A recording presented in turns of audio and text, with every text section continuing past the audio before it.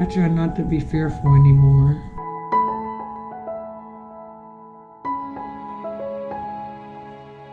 My name is Geraldine Massey. I am the mother of 5 children, 3 which are living. I work at the Center for Victims currently as a therapist. That's the community family support therapist. But I worked at the center previously as an advocate, juvenile court advocate, supervisor for the juvenile court unit, coordinator for community outreach and education, and rights and notifications, and also in the call center.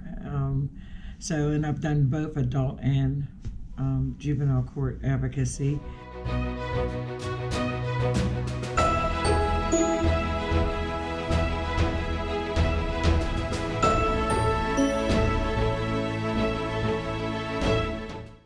So my family really, I don't know, they're just like any other family. They just, they fight, they argue, they make up, but they just, was full of love. They loved each other, and we learned from each other, and we still do.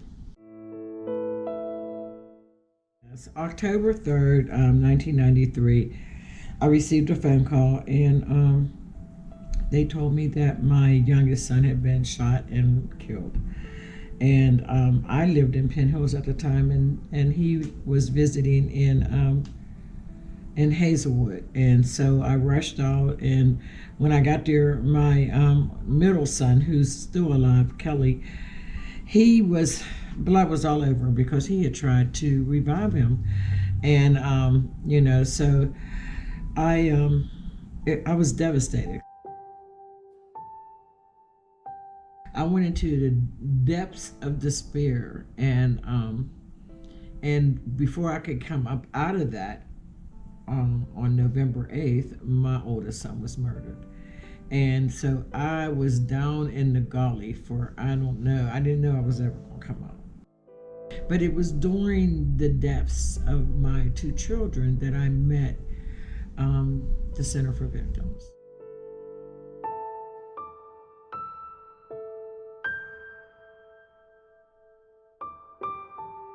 The first time I met them was through therapy.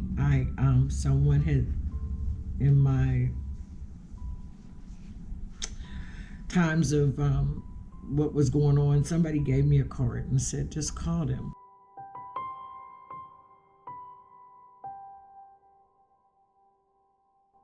The trial started, and I met Betsy.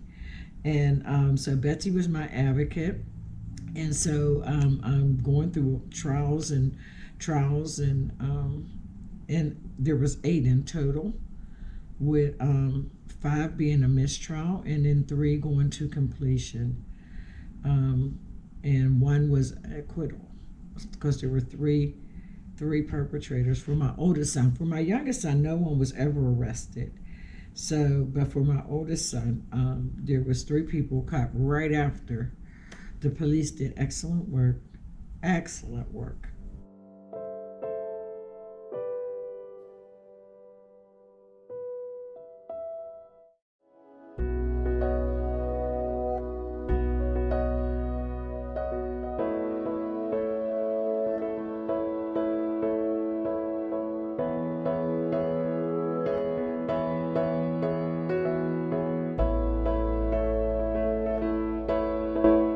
Betsy said, apply, we're hiring.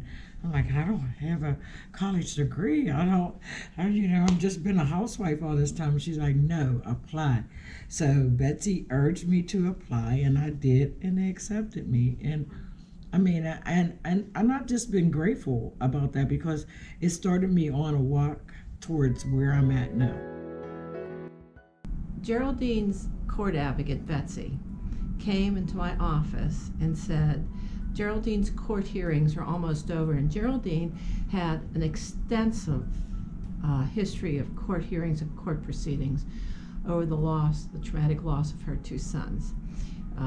And so we were coming to the end of that, is when Betsy said, I really think you should talk to her because I think she would make an excellent advocate.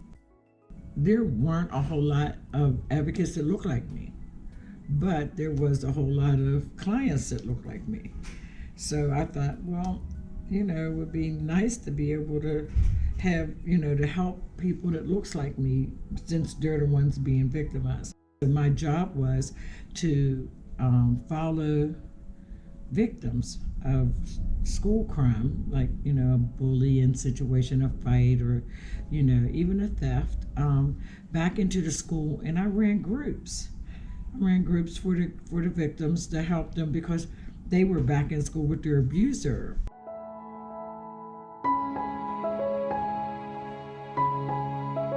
And I served on that till 2007, 2008. And so I was going back and forth to Harrisburg at least 2 to 3 times a year to have meetings. Yeah, traveling back and forth, driving to meetings and stuff. And we used to also like have a real presence at those because that's where things are changed at in Harrisburg.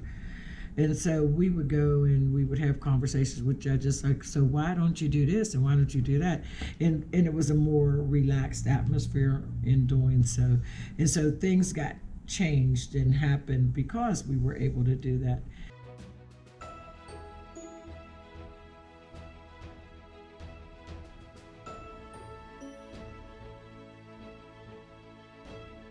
Because Stephanie said, go back to school. Like I really was, like she was like, just go back to school. So I went back and I was getting my bachelor's degree and I was like, okay. And when I went and got my master's, I was like, I did this.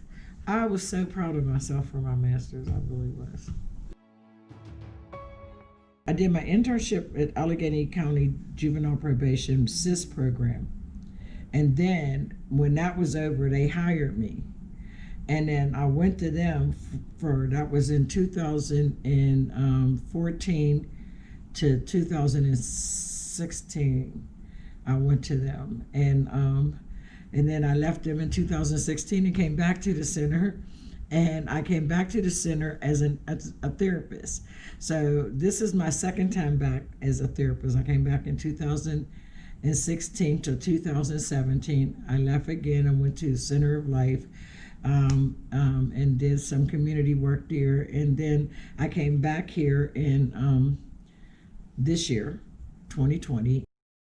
I came back so I could get my license, and because I really miss the people and I really miss doing this work. Like, this is meaningful work. Like, I go home, people say, don't that bother you? And I'm like, no, it doesn't, because every day I feel like somebody tells me, you really did a good job. Thank you. You helped me. Thank you. So I feel appreciated. I feel validated. And so I don't find it a hard job. And it may be for some people, but it's just not for me. So it was the people that work here that brought me back. It was the fact that I knew that I felt supported here, and that I knew that the work was definitely something that is priceless. It's priceless what we do.